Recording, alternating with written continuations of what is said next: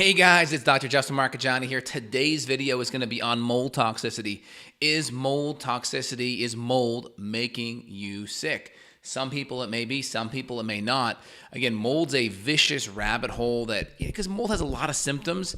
Anytime a doctor kind of finds that, oh, well, you got a lot of symptoms, they feel a little bit overwhelmed, they tend to gravitate towards mold or Lyme typically because they just have an umbrella of so many issues. Now, is mold a problem? It's hard to say. So one of the first things we do when we see mold, we got to look at the history. We got to understand kind of how you got here. The history can tell us a lot about someone and kind of where they've been and where they're going and kind of what may be a priority. Now, before we go deeper, please put your comments down below. Let me know your experience about mold toxicity and things you've done to help improve it. Please smash that like button and share with friends and family too.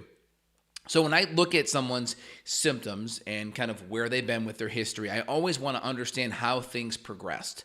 Now, if there's a history of a lot of weird neurological issues, weird cognitive stuff, brain fog, tingling, numbness, just weird fatigue, and we see a strong history of being in a moldy apartment and acute flooding in the apartments, those kind of things tell us a lot, especially if we can also see within that history that when they're gone, when they're outside of that place during the day working, or they leave for an extended period of time on work or vacation, if they feel a lot better and they really can connect their symptoms to feeling a lot worse when they're back in the house, that can tell me a lot. Of course, if we see any visible mold, that's a telltale sign.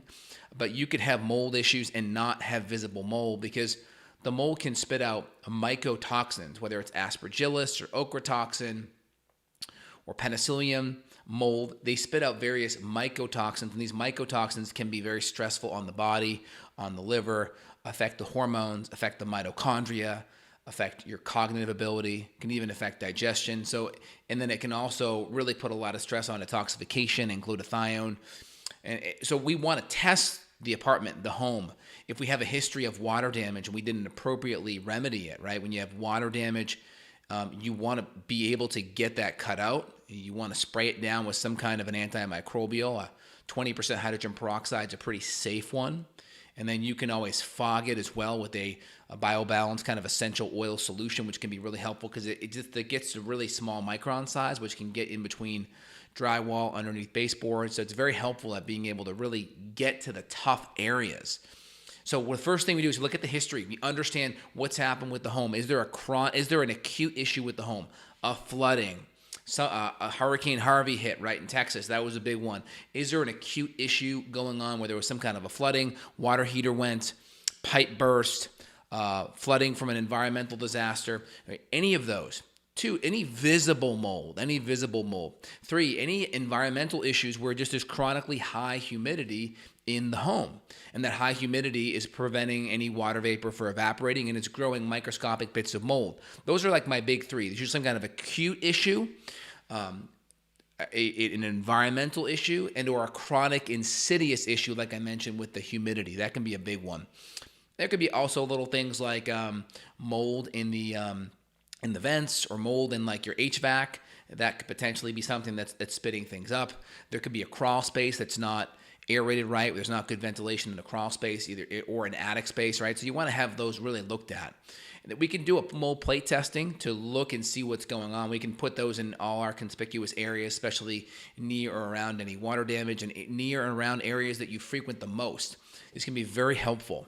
Now, I always ask patients, I always want to understand the history. If we notice there's a lot of symptoms connected to the home, that's a big one. We may also test the home. That's very helpful.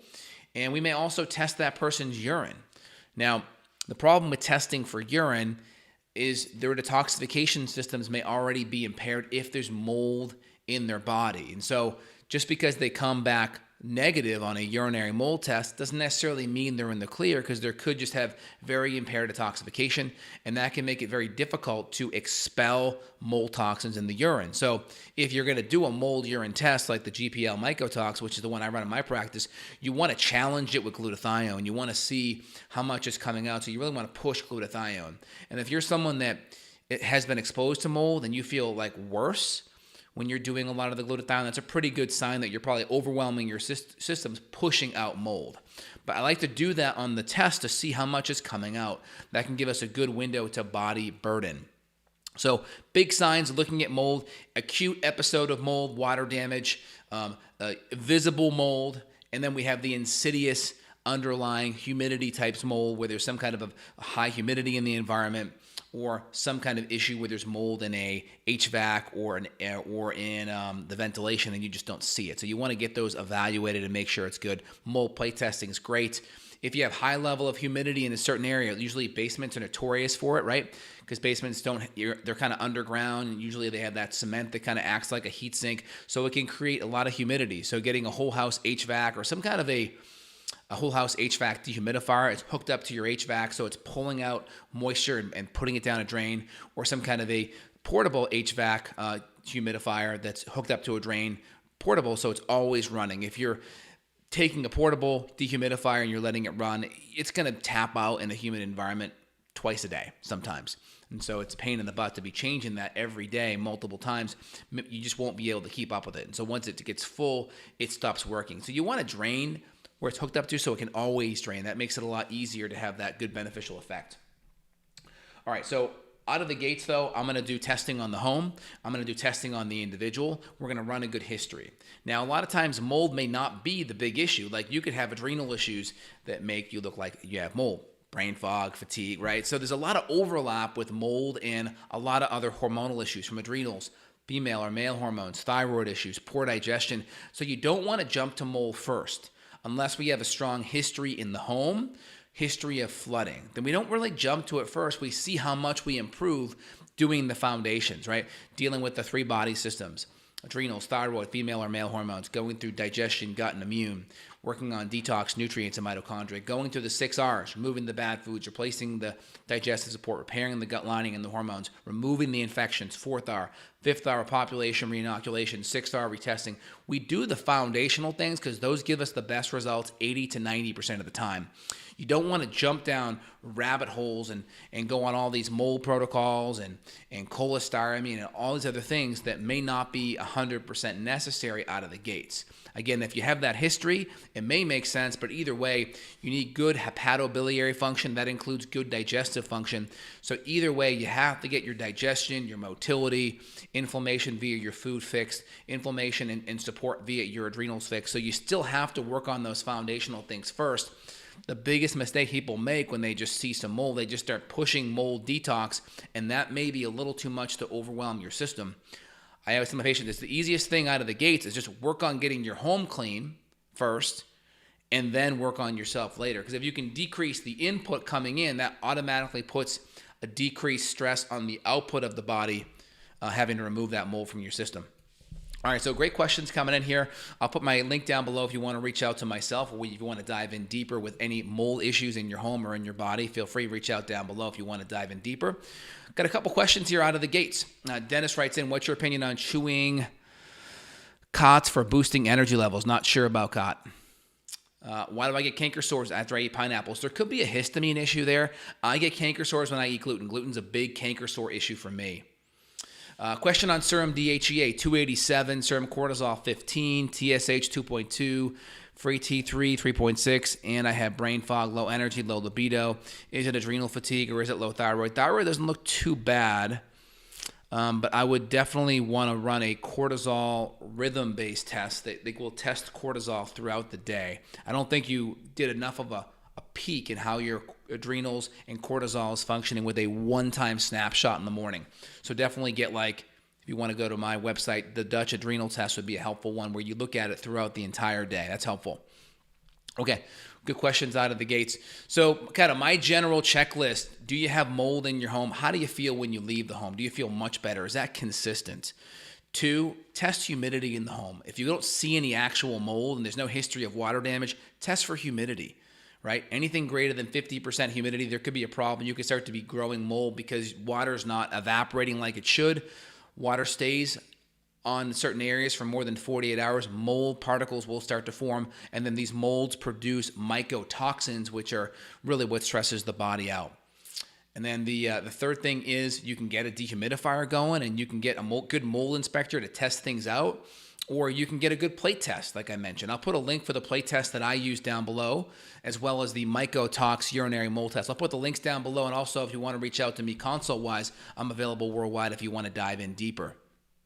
A couple other questions here. When should you start to reintroduce FODMAPs? FODMAPs are fermentable carbohydrates during the kill phase or the 6-hour protocol. Yeah, I do it a little bit during the kill phase, because think of FODMAPs. When you're dealing with gut issues, they're like cheese on the mousetrap. They bait out the critters. Now, it may cause more bloating or gas, so you want to do it to tolerance. You don't want to feel totally crappy, but adding a little bit in there to bait out some of those critters, that can be very helpful. So then when you take herbs to knock out bad despotic gut bacteria, they're kind of out in the open, they're baited, and then you can knock them out better with the herbs. All right, good questions there. So things that I've done, I've tested for mold in my home, tested positive at one point, fixed the issue. Now I tested good. I use a BioBalance mold essential oil product to kind of fog the whole entire house. I had 65% humidity in my basement, so I got a whole house dehumidifier. That knocks the humidity down to 48, 49% most of the year, and that works out very, very good.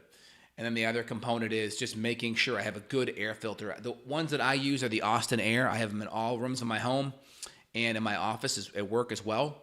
The Austin Air is my favorite. I use the HealthMate Plus. The reason why I like that air filter, one, the filters last 5 years, number one. Number two, they have a 30-pound activated charcoal and zeolite filter, which does bind up mold toxins, does bind up VOCs, does bind up a lot of other crap in the air. It's at a 0.3 micron level, so it can filter out viruses too. So it's very good, and it can filter out a lot of extra junk particles that are in the air. All right, very good. I heard a PhD nurse say that chronic parasite infections are a normal part of human condition. Do you agree with that? Well, no. I mean, for instance, parasites are like the third leading cause of death in the world, right? If you go to third world countries, I mean, amoebic dysentery kills millions a year. So it all depends upon how strong your immune system is. Eventually, there's a parasitic load that may be high enough that will start to cause your body to have diarrhea and malabsorption. And that's a big problem. You see it in third world countries.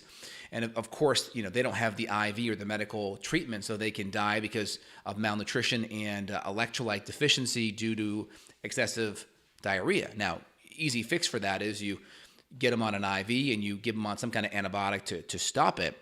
But here, we still have these kind of infections. When you become more immunocompromised due to stress and poor diet and poor lifestyle, these infections can be at a subclinical level where they test positive on some of these tests that we run, and they may be enough to cause stress and digestive issues. So I disagree with that. I think it's definitely something that our bodies may be able to handle at some capacity, but the more stressed we become and the higher the level of the parasite will cause the immune system to get compromised. We got to look at all that.